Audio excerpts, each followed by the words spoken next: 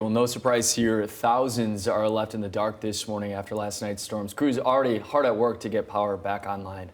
So we check in with Katie Carey from Consumers Energy again. Good morning, Katie. Thanks for bringing us an update as to how things are. What would you say is the biggest challenge for consumers at the moment?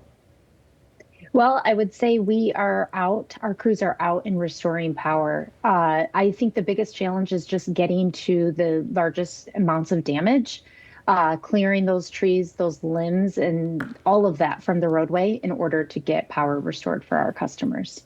Yeah, you guys are dealing with that ice storm up north as well. Has that made things harder, as you're trying to get power back on? It's so widespread right now.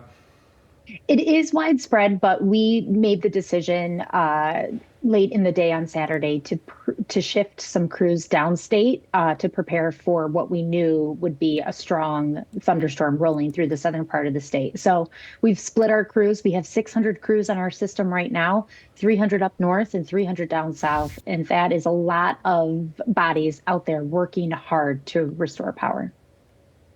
What's the longest timeline that you folks see when it comes to restoring power finally to the final people? Majority of folks will get restored by the end of the day on Tuesday. There are going to be some hard hit areas that carry over into Wednesday, and we understand the hardship that folks have without having power. And we really appreciate customers' patience, and our crews are out there working diligently. If stuff moves very quickly in the northern part, those crews are going to shift south or vice versa, depending on which restoration response moves faster.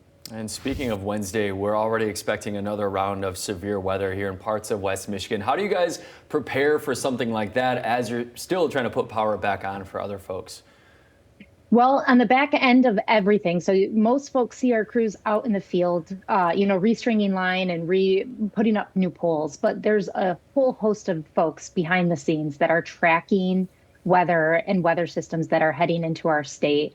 The good news is that we have 600 crews on our system. They are not going anywhere. So if what comes to fruition later in the week comes, then we have the crews on standing ready to restore.